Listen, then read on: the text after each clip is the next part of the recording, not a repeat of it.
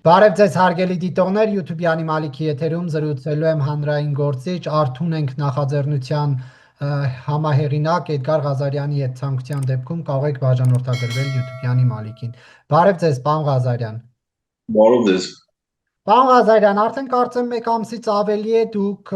իրականացնում եք Արթուն ենք շարժումը, որը վարչապետի իմպիչմենտի գործընթացի համար է ստեղծվել, ինչ փուլում եք հիմա։ Եթե նկատել եք, դա դարձել է մեր ներքաղաքական կյանքի գլխավոր օրակարգային հարցը,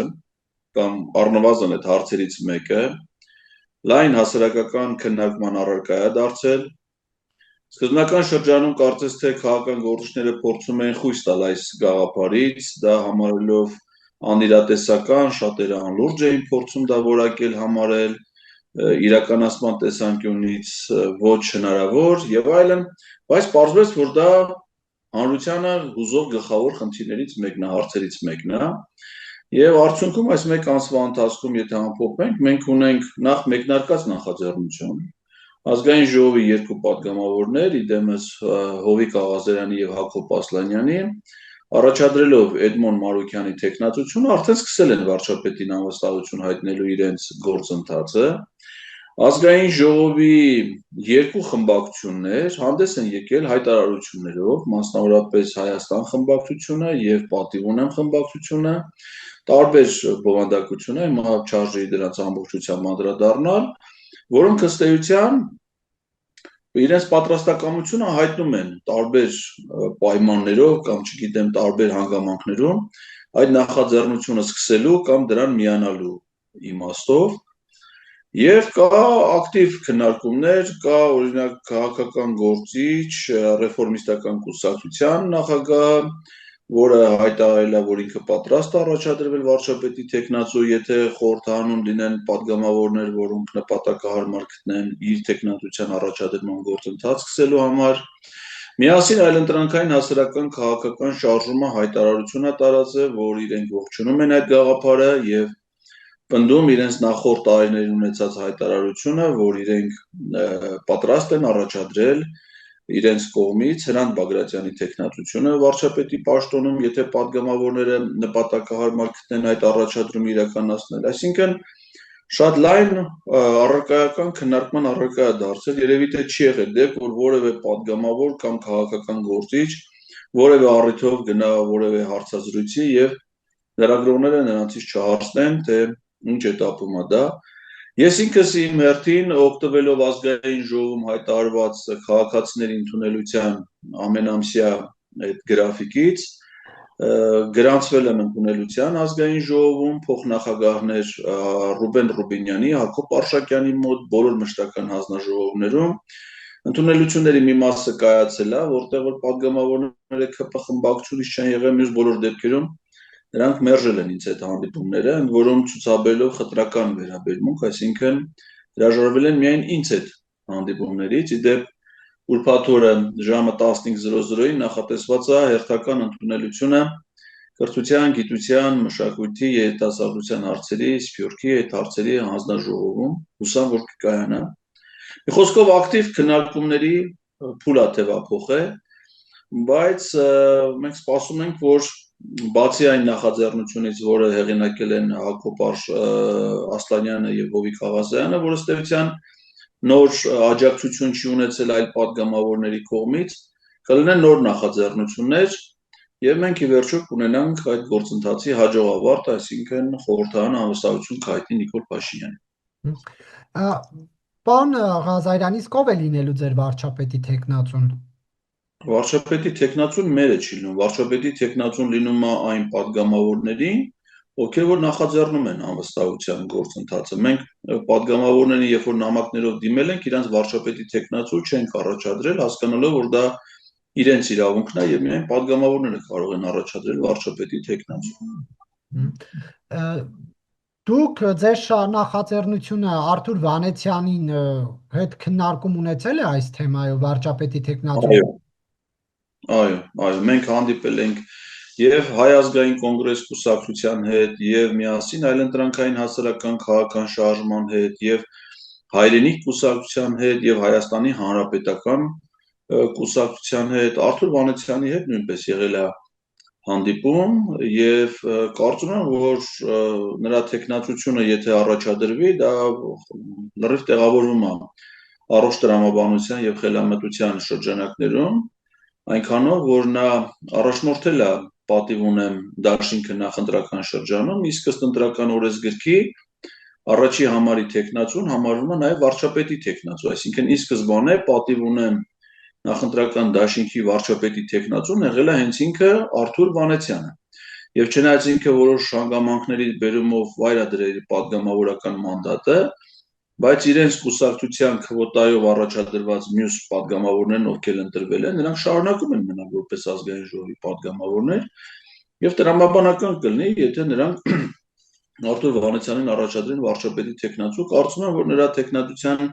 առաջադրումը հիմա քննարկումների փուլում է, եւ եթե այդպես որոշում կայացվի, մասնավորապես պատիվ ունեմ խմբակցության կողմից, դա կլինի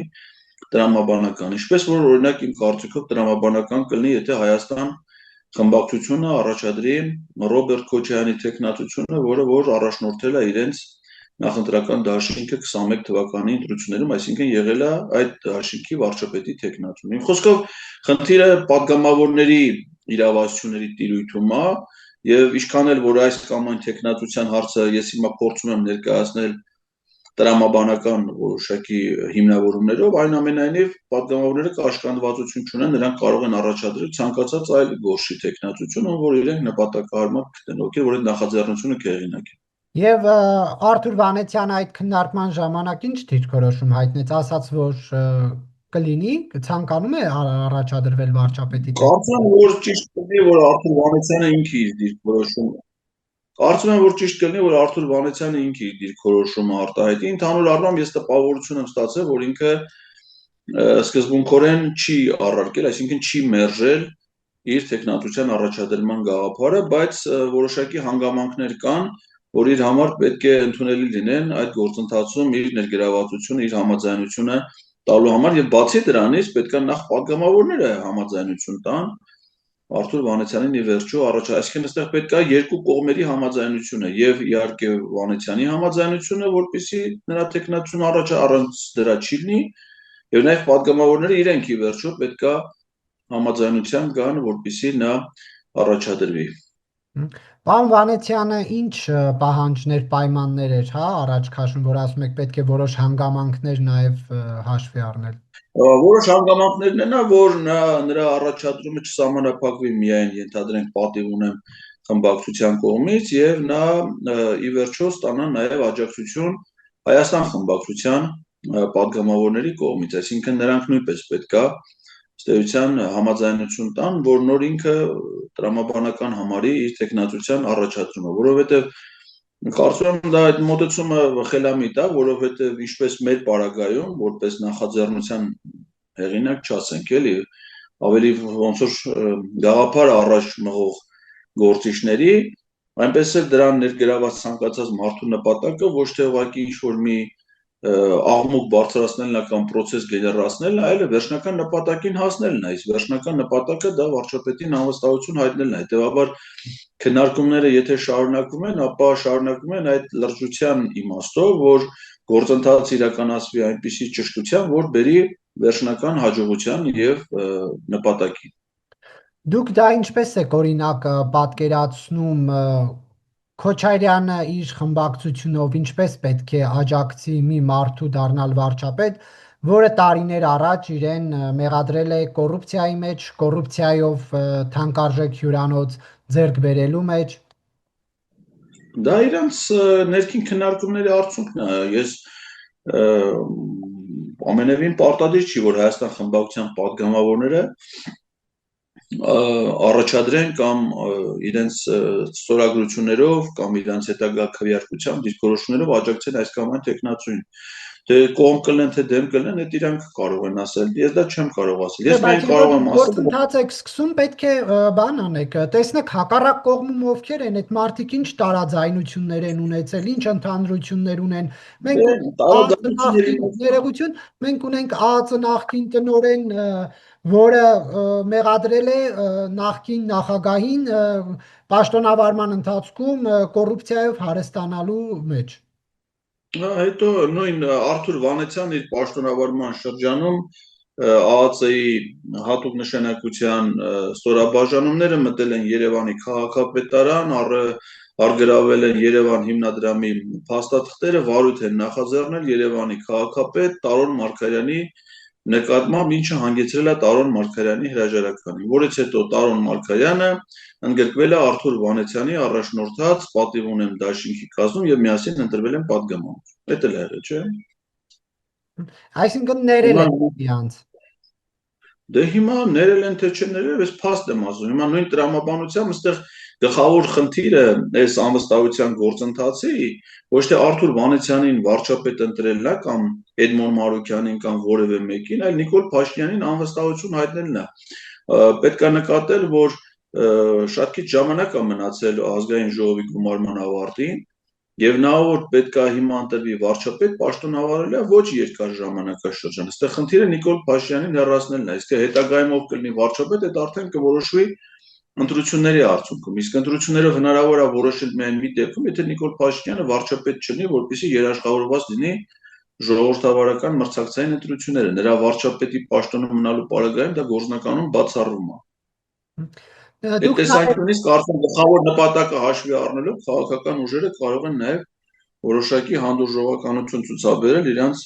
ոչ վաղ անցյալի տեղ ունեցած իրադարձությունների կամ հարաբերությունների նկատմամբ։ Դուք ասացիք, որ հանդիպել եք Վանեցյանի հետ, ՀԱԿ-ի հետ, իսկ Հայաստան Դաշինքի ղեկավար կազմի հետ, երկրորդ նախագահի հետ հանդիպում ունեցել եք։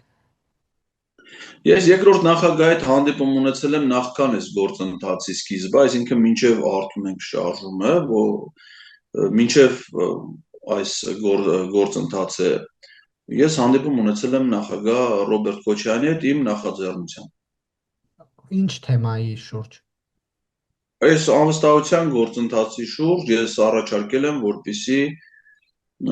նախագահ փորձել եմ հասկանալ նախագահի դիրքորոշումը, հաշվի առնելով նրա հեղինակությունը Հայաստան խմբակցության պատգամավորների շրջանում, հասկանալու համար, թե ինչ մոտեցումներ կան, ինչ պատկերացումներ կան եւ ինչ հնարավորություններ կան հատկապես իրենց ակտիվ ներգրավվածությամբ այս գործընթացը կյանքի կոչելու եւ հաջողության հասնելու համար։ Միայն փորձեցիք հասկանալ ինչ հեղինակություն ունի խմբակցության շրջանում, թե նաեւ հասարակության։ Չէ, ես հեղինակությունը գիտեմ, որ ունի խմբակցության շրջանում։ Այսինքն իսկ այս գործընթացում որոշում կայացնողը պատգամավորներն են։ Այստեղ հասարակական կարծիքի գեներացիա կամ ուսումնասիրման կարիք չկա ըստ էության, որտեղ որոշումը կայացնում են պատգամավորները։ Եվ ինչու Վանեցյան ոչ Քոչարյանի տեխնացությունը կամ Լևոն Քոչարյանի տեխնացությունը, որը եւս շրջանառվում է։ Բայց դուք նորից նույն հարցն եք տալի, ես ասում եմ, իսկ ով ասում որ ոչ, դա որոշում են ազգային ժողովի պատգամավորները։ Նոր քիչ առաջ ես ասացի, որ Լևոն Քոչարյանին օրինակ անկեղծ ասած, չգիտեմ դրա հիմնավորումը ինչով պետք է լինի, եթե առաջադրեն, իրենք առաջադրողները պետք է հիմնավորեն։ Ռոբերտ Քոչարյանի պարագայում իրավիճակը այլ է, որտեղ Ռոբերտ Քոչարյանը արդեն իսկ եղել է այդ դաշինքի առաջի համարի տեխնացուն, իսկ ընտրական օրենսգրքով առաջի համարի տեխնացուն արդեն վարչապետի տեխնացու է, այսինքն Հայաստան դաշինքի եւ պատգամավորության տեխնացուները եւ ընտրողները մտածել են, որ այդ դաշինքի հաջողության դեպքում վարչապետը պետք է լինի Ռոբերտ Քոչարյանը։ Եվ եթե հիմա սկսվի անվստահության գործընթաց այդ խմբակցության պատգամավորների նախաձեռնությամբ, լրիվ տրամաբանական կլինի, եթե նրանք առաջադրեն Ռոբերտ Քոչարյանի տեխնացությունը, բայց նորից եմ ասում, իրենք կաշկանդվածություն չունեն, իրենք կարան այլ մարդու տեխնացություն առաջադրեն կամ աջակցեն մեկ այլ տեխնացություն։ Իրենց խմբակցության հայտարարությունը հետևյալն է, որ իրենք չեն պատրաստվում սկսել անվստահության գործընթաց այս պահին, գոնե նախաձեռնություն չեն ցուցաբերելու, որևէ մեկի տեխնացությունը չեն առաջադրելու, իսկ կպաշտպանեն այլ տեխնացուի միայն այն դեպքում, եթե այդ տեխնացուի օգտին արդեն աջակցություն ցուցաբերած լինեն առնվազն 8 պատգամավորներ։ Իհարկե ինձ համար դա անընդունելի խիստ անտրամաբանական անհիմն պահանջ է։ Դրա հետ միասին իրենք նաև ակնկալում են, որ պետքա իբր ես եւ Նարեկ Մալյանը որպես այդ գաղափարը առաջ մղող իրենց կարծիքով նախաձեռնության հեղինակներ ապահովենք նաև հանրային մեծ աջակցություն, մարդկային մեծ զանգված փողոցներում, այսպես շուտ պահանջներ ունեն, որոնք կարծում եմ որ հիմնավոր չեն։ Այսինքն ես այդ հայտարարությունից հասկացել եմ, որ Հայաստան խմբակցությունը ամենայն դեպս այս փուլում սեփական նախաձեռնությամբ անվստահության գործընթաց սկսելու ցանկություն չունի։ Պատիվ ունեմ խմբակցությունից, իրենց հայտարարությունից, հասկացել եմ, որ իրենք ցանկություն ունեն, դա համարում են կարևոր, միակ խնդրի լուծման ձևը Նիկոլ Փաշինյանից ազատվելու, բայց իրանք չունեն վարչապետի տեխնացու եւ պատրաստ են քննարկումների այլ տեխնացության շուրջ։ Իդեպ խմբակցության ղեկավարը ասել է, որ Ռոբերտ Քոչյանի տեխնացությունը իրենց համար նույնպես ընդունելի կարա լինի, եթե դա նախաձեռնությունը լինի Հայաստան խմբակցության։ Այսինքն հիմա այս պահին ստերիցիան գաղափարի շուրջ կա որոշակի կոնսենսուս, մնում է քաղաքական ուժերը համաձայնություն կան տեխնացուի շուրջ եւ գործընթացը արդեն կգնա իր տրամաբանական հունով կմտնի առավել ակտիվ փուլ։ Եվ դուք կարծում եք, որ Քոչարյան-Սարգսյան այս հակամարտության ֆոնին նրանք կարողանալու են այս հարցով ընդհանուր հայտարարի գալ եւ քիչ առաջ դուք էիք նշում նրանց տարբեր դիրքորոշումները իմպիչմենտի գործընթացի վերաբերյալ։ Կարծում եմ, որ այո, որովհետեւ այդ իմպիչմենտի գաղափարը կարող է հարթել այն հակասությունները, որոնք գոյություն ունեն երկու նախագահների աջակիցների թիմերում, որովհետեւ այս գաղափարը կարող է լինել միավորող եւ կարող է առիթ հանդիսանալ, որպեսզի այդ խնդիրները հարթվեն եւ նրանք բոլորը միասնական մենք էլ իրանց հետ ողջ հասարակությունով համախմբվենք այդ անվստահության գաղափարի շուրջ, ինչը կարող է ունենալ բացառապես օգտակար նշանակություն նաեւ իրենց ներքին խնդիրները հարթելու եւ պարզելու իմաստով։ Իսկ եթե դա չլինի, կարծում եմ, որ տպավորություն է, որ այդ խնդիրները կարող են ավելի խորանալ, առավել եւս եթե դրանք թեւափոխեն արդեն նախընտրական փուլ։ Տեսեք, պարոն Ղազարյան, մի այդպիսի շանս շատ թե քիչ ստեղծվել էր, երբ որ կարող էր մի թղթի վրա 36 падգամավորի ստորագրություն լիներ։ Սա այն դեպքն է, երբ որ նախկին քպական երկու падգամավորներ ինչ որ գործընթաց սկսեցին, բայց այս դեպքում էլ չեղավ այդ համախմբվածությունը, որովհետև հանրապետականը ասեց Էդմոն Մարուքյանը, Նիկոլ Փաշինյան երկու պրոյեկտ է, Քոչարյանական թևից հենց Քոչարյանը ասեց, որ 48 ժամվա համար վարչապետի տեխնացու լինելու ցանկություն ունեցողների համար չի կարող դեկորացիա ապահովել։ Չէի կարծում, որ սա լավ շանս էր գնալ կոնսենսուսի, ինչը տապալվեց։ Ոչ, չեմ կարծում։ Իսկ ինչի է պետք 36 ստորագրություն։ Ում է պետք 36 ստորագրություն։ Ինչի համար է պետք 36։ Դե գոնե առաջադրել։ Խնդրի լուծման համար բայց ում է պետք առաջադրումը, եթե դա չի բերելու վերջնական արդյունքին վարչապետի անվստահությանը։ Խնդրի լուծման համար 36 ստորագրություն պետք է։ Խնդրի լուծման համար պետք է 54։ Դե այս գործընթացի դե ուրեմն դուք այս գործընթացի թարգը տվեք, որովհետև չեք կարողանալու 54 քվե ապահովել։ Ով ասում։ Ով ասում։ ՔՊ-ից քանի հոգի կգա քվեարկի։ Նրանք ձեր հետ չեն հանդիպում, ինչու պետք է քվեարկեն։ Դե հետո ասում է հարցնացում կարող է գոռա, կծի, քացի տա, կանչի միլիցիա, դրանք բոլորը հին կովկասյան բարի ավանդույթներ են։ Հիմա ասենք թե ՔՊ-ի падգամավորները այս պահին ունեն այս դիրքորոշում, իսկ ով ասում որ իրանք իրանց դիրքորոշումը վերանայելու առիթ չեն ունենա։ Հիմա ինչքան որ իրանք խուսափում են այդ հանդիպումներից։ Եվ վերջո այդ հանդիպումները կայանալու են, այդ քննարկումները կայանալու են եւ իրանք պիտի պարտավորեն մեր ժողովրդի, մեր քաղաքացիների առաջ հիմնավորել իրենց դիրքորոշումները, հիմնավորել իրենց մոտեցումները։ Դուք ասում եք նրանք էսպես կանեն, նրանք այնպես կանեն, հետո նրանք ով են։ Ով ասում որ նրանք իրավունք ունեն այսպես անեն, այնպես անեն։ Իմ ընկալումներում նրանք սովորական հանրային ծառայողներ են, հանրային ծառայության մասին օրենքով պետական քաղաքական պաշտոն զբաղեցնող անձինք, որոնք իրենց բազմաթիվ իրավունքների, արտոնությունների, պետական ֆինանսավորման, ամեն ինչի հետ միասին ունեն պարտականություններ։ Այդ պարտականությունների մեջ է մտնում վերահսկել կառավարության գործունեությունը, ապահովել կառավարության գործունեության ծրագրի կատարումը, եւ եթե հայտնաբերում են այդ ծրագրի շեղումներ, այդ անվստահության ինստիտուտը դրանց համար դա պարլամենտը կարանի, դուք ասում եք իրանք մեծամասնություն են, այո, իրանք որ մեծամասնություն չլինեին, կառավարություն չէր կազմավորվի, բա այդ դեպքում սահմանադրության այդ հոդվածը ինչի համար է, որ կառավարությանը կարելի է անվստահություն այլ բոլոր դեպքերում պիտի մեծամասնությունը լինի, որ կառավարություն ձև, Պարոն ներողություն, դուք հիմա սահմանադրությունը շատ լավ մեջ բերում եք, թե падգամավորը խորհրդարան ինչ գործառույթ ունի, բայց այս մարդիկ ասում են, որ մենք խնդիր չենք տեսնում Նիկոլ Փաշինյանի վարած քաղաքականության հետ, անհամաձայնություն չենք տեսնում, որ քննարկենք իմպիչմենտի հարցը։ Դուք ինչպես եք քպականներին բերելու այդ դաշտ, այդ մասին դուք խոսեք, ինչպես եք մեծարգո պարոն վարչապետ Նիկոլ Փաշինյան հարցից առաջ այս երկարաշունչ միտքը ձևակերպող քպական падգամավորին համոզելու, որ նա քվեարկի Նիկոլ Փաշինյանի դեմ։ Ես որ խնդրեմ դուք ինձ 4-ից մինչև 102 միջակայքում մի հատ թիվ կասեք, 4 Հայաստանի Հանրապետության կառավարության ծրագիրը հիմնված է 21 թվականի հունիսի 20-ի խորհրդարանական արտահերթ ընտրություններում քաղաքացիական պայմանագիր կուսակցության նախընտրական ծրագրի քարոզարշավի ընթացքում Հայաստանի Հանրապետության քաղաքացիների առջև ստացված պարտավորությունների,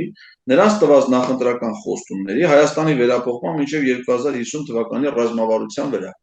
Սա կառավարության ծրագրի առաջին նախադասությունն էր, որը սկսում է 4-րդ էջից։ Հիմա երբ որ բացում ենք այդ նույն քաղաքացիական պայմանագիր խմբակցության նախընտրական ծրագիրը եւ կարդում ենք ԿՊ-ի падգամավորների հետ, տեսնում ենք, որ այդ ծրագրի դրույթները չի կատարվում։ Հիմա ես իրավունք ունեմ քաղաքացիական որպես քաղաքացի, որովհետեւ ամեն մի падգամավոր ըստ մեր սահմանադրության ներկայացնում է մեր ողջ ժողովրդին, չէ՞։ Հիմա ասում եմ ես այդ ժողովրդի ներկայացուցիչ եմ։ Դուք մեզ խոսք եք տվել կատարելու SSS բաները, չեք կատարում։ Ինչ պիտի լինի։ Կարաք ինձ ասել, իրանք պիտի մնան անպատիժ, չկրեն քաղաքական պատասխան, այսինքն կարելի է մեր ժողովրդին խաբել, բայց եթե տենց է, ընտրությունների իմաստը ո՞րն է։ Ընտրությունների իմաստը դա է, որ քաղաքացիները քվեարկեն այս կամ այն կուսակցության օգտին, մեր մոտ միայն համամասնական ընտրական համակարգ է։ Որպեսզի այդ կուսակցությունը ստանա ժողովրդի իշխանությունը,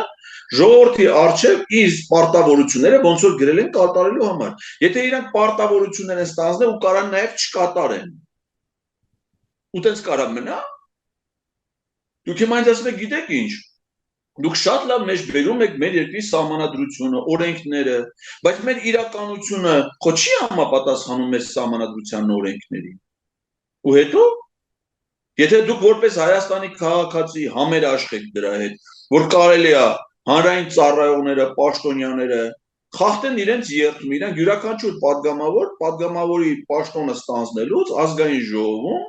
ժողովրդի առջև տվել է երդում։ Այդ երդման տեքստը օրենքով սահմանված է, որ իրանք երդվում են պաշտպանել սահմանադրությունը, օրենքները, կատարել ժողովրդի առջև ստանձնած իրենց պարտավորությունները։ Հիմա ասում եք, թե նրանք չեն կատարում, նրանք շատ են, քան մյուս падգամավորները, նրանք իրար հետ թելերով կապված են։ Դուք նկարագրում եք մի հատ հանցավոր կազմակերպված խումբ։ Եվ եմ ասում եք, քանի որ այդ հանցախումբը զավթել է մեր ժողովրդի իշխանությունը, իրանք կարող են, չէ՞, մեզ հետ ոնց ուզում են, այնց վարվեն։ Հիմա ես օրինակ ազգային ժողովի падգամավոր Ալեն Սիմոնյանին կարող եմ հարցնել, այդ որ դու այսօր ասում ես, որ ադրբեջանցիները կարող են գալ ապրել Հայաստանում։ Մի հատ խնդրում եմ այդ կառավարության ծրագրի եւ ձեր քաղաքացիական պայմանագիր կուսակցության նախընտրական ծրագրի մեջ դրա մասին կարդա ես լսեմ։ Դրան որտես դու դա մեզ խոստացել։ Դե իրենք ասում են կառավարության ծրագրերը, ԿՊ նախընտրական ծրագիրը կարող է փոխվել ելնելով աշխարհաքաղաքական զարգացումներից։ Երբ որ մենք հարցնում էինք Շուշիի, Հադրութի դեօկուպացիային միտված գործողությունները ուր են, ինչպես նկարագրված է ձեր ծրագրում, իրենք ասում են իրավիճակ է փոխվել եւ դա այլևս ակտուալ չէ։ Բա իրավիճակը փոխվել է, իրանք չի չեն փոխվել։ Բայց կառավարությունների տրամաբանությունը, խորհրդարանական կառավարման երկրի իմաստը հենց այն է, որ եթե իրավիճակը փոխվում է, այդ իրավիճակի վրա իրենք այլևս չեն կարողանում ազդեցություն թողնել, այդ դեպքում իրանք էլ հետը պիտի փոխվեն, չէ՞։ Բայց արդյունավետ է այն կառավարությունը, որ կարողանում է բոլոր իրավիճակներում իր խոստումները, իր ծրագիրը կատարել։ Եթե չի կարողանում կատարել, ներողություն է խնդրում ժողովրդին եւ հեռանում է։ Այդ դեպքում կարող է ստացվի, բերեք 26 թվի ընտրությունների իմաստը որն է։ 26 թվին էլ չէ, իրանք կարող են մեզ խոստումներ տալ, հետո չկատարել, ասել դե պարզ է, չէ, 27 թվին էլ է իրավիճակը փոխվելու։ Ձեզ ստացվի, որ Նիկոլ Փաշինյանն ու Ալեն Սիմոնյանը հավերժ մնան իշխանության եւ մյուսները իրավիճակից ելնելով են իրանք որոշումներ կայացնեն։ Ընտրություն էլ պետք չի մեզ, մենք կունենանք ցմա, այտենց իշխանություններ էլ ալում։ Կներեք, դրանք կոչվում են միապետություններ։ Օրինակ, Քաթարի էմիրը չի փոխվում։ Իրավիճակից ելնելով ինքը որոշումներ է կայացնում, բայց այդ պետության կառավարման ձևը բացարձակ միապետություն է։ Մեր երկիրը միապետություն չի, որ միշտ մնա Նիկոլ Փաշինյանը եւ ցանկացած իրավիճակում ինքը սովորական հանրային ծառայող է, մեկ գումարման ընթացքում կարա ձևավորվի բազմաթիվ կառավարություններ, կախված դրանից թե որն է արդյունավետ գործում։ Բայց եթե իրավիճակը փոխվել է, իրանք չեն կարողացել իրենց խոստումները կատարել, պիտի հեռանան, դա պարզ բան է։ Իսկ ով ասում որ պիտի մնան։ Ինչ է նշանակում վարչապետ։ Հանրային ծառայող է, այդ մենք ենք սարքեեցի ինչ։ Պարոն Ղազարյան, մեկ հարց էլ այս impeachment-ի թեմային եւ անցնենք այլ թեմաների։ Դուք երբ որ Վանեցյանին դիտարկում եք վարչապետի պաշտոնում, հա, տեխնացու որպես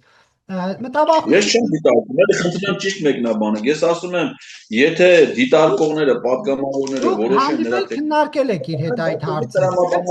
Առաջարկ։ Դուք այդ հարցը հանդիպել տեխնացու չեմ առաջարկում։ Ես նման իրավունք չունեմ, այդ իրավունք ունեն պատգամավորները։ Ես այլ բան եմ ասում, դուք իր հետ հանդիպել այդ թեմայով խոսել եք, չէ՞։ Մենք իր հետ հանդիպել ենք հետևյալը, քանի որ խորհրդարանական ընդդիմությունը ինքը տեխնացու միջև հիմա չի առաջադրել, մենք փորձել ենք հանդիպել խորհրդարանից դուրս գտնվող քաղաքական ուժերի հետ, հասկանալու համար իրենք ունեն արդյոք վարչապետի տեխնացուներ, կարող են առաջադրումներ իրականացնել, որպեսզի դա պատճառ չհանդիսանա գործընթացը։ Եվ քննարկել եք իր տեխնացության տարբերակը։ Այո։ Հիմա դա որ քննարկում եք, մտավախություն չունեք, որ Արթուր Վանեցյանը մի պահ կհիշի Նիկոլ Փաշինյանից ստացած այդ գեներալի բարձր կոչումը եւ օրինակ ի օգուտ կգործի ազգային ժողովի մեծամասնության, եթե օրինակ վարչապետ ընտրվի։ Ես կարծում եմ, որ Արթուր Վանեցյանը չի մոռացել, որ ինքը ստացել է գեներալի կոչում Նիկոլ Փաշինյանից, եւ կարծում եմ, որ ես գիտեմ, որ ինքը պաշտոնանկ ա եղել գեներալի կոչումը ստանալուց մի քանի ամիս հետո եւ դրանից հետո հանդես է գալիս ռադիկալ ընդդիմադիր գործի դիրքերից։ Այլ թեմաների Նիկոլ Փաշինյանի բազմաթիվ քաղաքական ուժեր են ի սկզբանե 18 թվականին աջակցել, առաջադրել, ընտրել, նրա հետ եղել համախոհ եւ նրանցից հիմա գրեթե ոչ ոք չի մնացել նրա կողքին։ Պարոն Ղազարյան, այլ թեմաների անդրադառնանք։ Նիկոլ Փաշինյանը կարծում է, որ մեր եկեղեցիները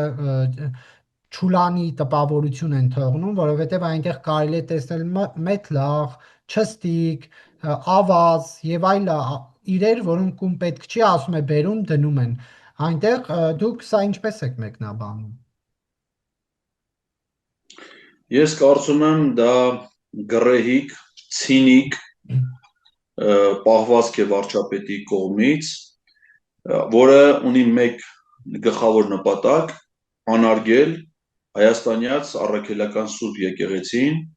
անարգել մեր բոլոր սրբավայրերը, եկեղեցիները եւ վանքերը։ Ես ինքս մեր եկեղեցու հավատավոր զավակ եմ, ես հաճախ կիրակի օրերը այցելում եմ եկեղեցիներ, մասնակցում եմ Սուրբ Պատարագի, եկեղեցիներ եմ այցելում տարբեր առիթներով, ինչպես աղոթքի, տարբեր ծիսակատարությունների մասնակցելու նպատակով եւ ամենուր տեսել եմ մեր եկեղեցիները, նրանց տարածքները բարեկարգ, խնամված, մեծ հոգատության ներքո, եկեղեցական բոլոր սովորույթներին, ավանդույթներին համապատասխան ձևով։ Ես այն ինչ որ ինքը նկարագրում է չեմ տեսել, իսկ ինքը մեր եկեղեցիներ չի այցելում, ինքը հայրապետական պատարագների չի մասնակցում, ինքը տաղավար տոներին այցելում է խոնարհված եկեղեցիներ։ Ինքը եթե հիշում եք նախորդ կառավարության նիստերից մեկի ժամանակ նման ցինիկ եւ գրեհիկ ձևով սկսեց խոսել քրիստոնեության գլխավոր խորհրդանիշներից մեկի խաչի մասին, ասելով, որ տարբեր բնակավայրերի մոտ ինքը հանդիպել է կահույքի մնացորդների, շինարարական աղբից, պլաստմասայի կտորներից խաչերի եւ այլն։ Հիշում եք նա հայտարարություններ արել ժամանակին։ Ես գրավոր հարցում եմ ուղարկե վարչապետի աշխատակազմ, ասելով, որ վարչապետը կառավարության նիստում նման հայտարարություն արել։ Խնդրում եմ ինձ կոնկրետ ասեք հասցեով, թե Հայաստանի որ համայնքում է գտնվում կահույքի մնացորդից պատրաստված խաչ։ Ես ուզում եմ գնամ տեսնեմ այդ խաչը։ Հիմա ես օրինակ պատրաստում եմ հարցում ուղարկեմ վարչապետի աշխատակազմ եւ ասեմ, թե վարչապետը Հայաստանում որտեղա որ եկեղեցում է տեսել մահճակալ կամ կոշիկի կտորներ կամ շինարարական ինչ-որ բան, թող հասցեով դու ասի ենթադրենք այսինչ քաղաքի սուրբ այսինչ եկեղեցում։ Ակնհայտ է, չէ՞ որ նման բան չկա։ Եվ ինքը դրանով ուզում է ուղղակի անարգի մեր եկեղեցիները, ինչպես որ իր շնորհիվ այսօր պղծվում են թշնամու կողմից հարյուրավոր հնադարյա վանքեր, եկեղեցիներ, մատուռներ Արցախում, այնտեղ պղծվում են իր շնորհիվ, իր գործողությունների հետ։ Հիմա Ալիև այնտեղ մեր հայկական եկեղեցիները, վանքերը, տաճարները այնտեղ է պղծում, ինքը ստեղ, որտեղ իրանք ընդհանուր գործ են անում։ Դուք ինչ եք կարծում, խաղաղության պայմանագրի ստորագրումից 5 րոպե անց հնարավոր կլինի ադրբեջանցիների հետ առևտուր անել։ Ալեն Սիմոնյանն օրինակ ասում է գազ կառնի ադրբեջանցիներից, դուք ինչ կառնեք, պարոն Ղազարյան։ Ես ձեր հարցից հասկանում եմ, որ դա իր մեջ լրջություն չի պարունակում, ուղղակի շնորհակալություն եմ հայտնում, որ ձեր հարցով ընդգծում եք Ալեն Սիմոնյանի տգիտությունը եւ ցինիզմը։ Ես զուտ մեջ բերում։ Նախ առաջին հերթին ես մեջբերում արդեն բավարար էր ընդգծելու համար նրա տգիտությունը եւ ցինիզմը, որովհետեւ Ալեն Սիմոնյանը լինելով բարձրաստիճան պաշտոնատարանց պարտավոր է հետևել այդ խաղաղության պայմանագրի շուրջ տարբեր կողմերի հայտարարությունները։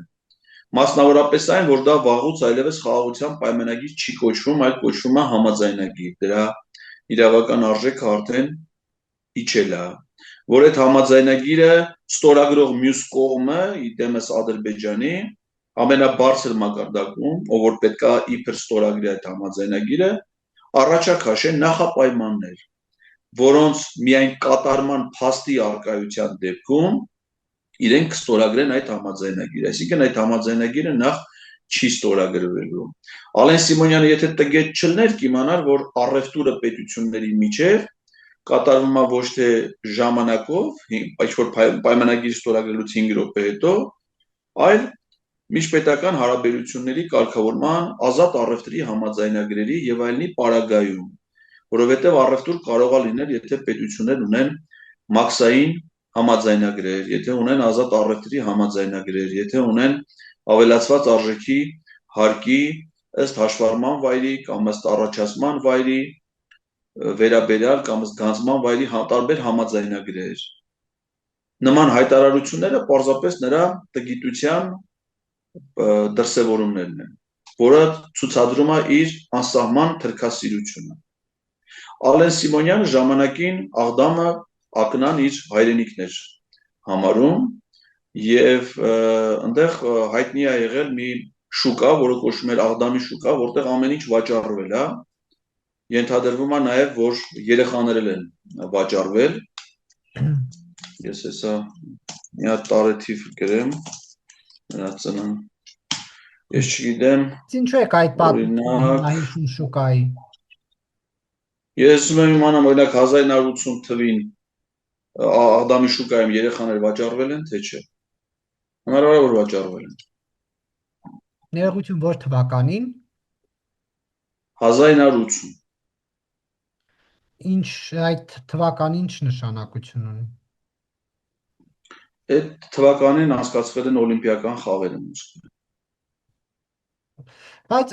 տեսեք, պետք է ինչ-որ փուլում Ադրբեջանի հետ մտածել, հա, նման շփումների մասին, թե դեռ շատ հեռու է Հայաստանը նման հարաբերություններ ունենալուց։ Ադրբեջանը մի պետություն է, որը Հայաստանին համարում է թշնամական պետություն, որ Հայաստանին համարում է իր անվտանգության համար գլխավոր սպառնալիքներից մեկը, եւ ես վստահ եմ, որ Ադրբեջանը նպատակ ունի վերացնել, չեզոքացնել այդ սպառնալիքը, կործանելով Հայաստանի անկախ պետականություն։ Ես կարծում եմ, որ դա է Ադրբեջանի նպատակադրումը եւ Ադրբեջանի նախագահի նրա տարբեր պաշտոնյաների հայտարարությունները ինձ լիարժեք հնարավորություն են տալի մտածելու, պնդելու այդ վարկածը։ Ադրբեջանը Հայաստանի հետ բարեկամություն անելու մտադրություն, հարաբերություններ հաստատելու մտադրություն չունի։ Ադրբեջանը եւ Թուրքիան մտադիր են կործանել հայոց անկախ պետականությունը եւ բնաջնջել հայ ժողովրդին։ Իդեպ այդ կարծիքը ուներ նաեւ Հայաստանի վարչապետ Նիկոլ Փաշինյանը 2020 թվականի 44-օրյա պատերազմի ժամանակ եւ այդ թեզերը կհանդիպեք նրա տարբեր հարցազրույցներում, այդ թվում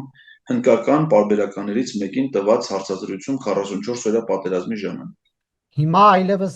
խաղաղություն է լինելու, պատերազմ չի լինելու եւ այդ հոռետեսական մտքերը Հայաստանից հեռու են։ Նիկոլ Փաշինյանն է ասում։ Համամիտ եք։ Ինչ ա եղել, որ ինչն է նպաստել, որ Ադրբեջանը փոխի իր մոտեցումները Հայաստանի հանդեպ։ Հայաստանի վարչապետը հայտարարում է, որ Հայաստանի գործող տարածքի 60-ից 70%-ը ըստ Ադրբեջանի գործող սահմանադրության ունի ադրբեջանական պատկանելություն։ Հայաստանի վարչապետը հայտարարում է, որ իրանք ԵԱՀԿ Մինսկի խումբը լուծարելու որոշումը կկայացնեն այն ժամանակ, երբ որ վստահ լինեն, որ դա Ադրբեջանը նպատակ չունի կոնֆլիկտը Լեռնային Ղարաբաղից տեղափոխել Հայաստանի տարածք, այսինքն ինքն է հաստատում, որ Ադրբեջանը ունի մտադրություն ռազմական գործողություններ եւ Ադրբեջանի տարածքային հավակնությունները Արցախին տիրանալուց հետո տեղափոխել Հայաստանի տարածք։ Սրանք կարծեմ պաշտոնական հաղորդագրություններն ու հայտարարություններ են։ Հիմա դա լսող մարդը մտածում է, որ Ադրբեջանը դարձել է Հայաստանին բարեկամ երկիր, ինչով է դա արտահայտվում։ Հասակ հեռապետարիներ նա մի քանի օր առաջ չել էր հայտարարում, ասում էր, հա, հենց բանում Ալբանիայում հայտարարում, ասում էր, ուժեր կան, որ փորձում են կոնֆլիկտը տեղափոխել Ադրբեջանից, Ադրբեջանում ուժեր կան, որոնք փորձում են կոնֆլիկտը տեղափոխել Հայաստանի տարածք, բայց Հայաստանից արդեն հայտարարում է, որ խաղաղություն է լինելու, պատերազմ չի լինելու, սա հակասություն չէ արդյոք։ Ադրբեջանում ընդամենը մեկ ուժ կա, դա Ադրբեջանի նախագահն է։ Ադրբեջանը ինքը կայացած բռնապետություն է, դա ժողովրդավարական երկիր չի, որ այնտեղ իշխանության նախագահի տեսակետից բացի երկրորդ տեսակետ ունեցողը լինի, այնտեղ երկրորդ տեսակետ ունեցողին ուղղակի նույն օրն են ձերբակալում, նույնիսկ Ռուսաստանից են ձերբակալում եւ տեղափոխում իրենց երկիր։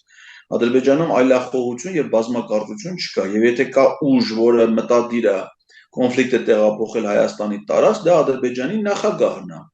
Հիմա Ադրբեջանի նախագահն էլ այն պաշտոնյանն է, որ պիտի համաձայնագրեր ստորագրի։ Հիմա դուք ինքներդ ձեր հարցադրումներով, մեր հղումներով եկանք հասանք այն բանին, որ Ադրբեջանը Հայաստանի հետ բարեկամություն եւ համագործակցություն հաստատելու մտադրություն չունի։ Ադրբեջանը շնամական պետություն է։ Շնորհակալություն, պարոն Ղազարյան, հարցազրույցի համար։ Ես եմ շնորհակալ ձեր ուշադրության համար։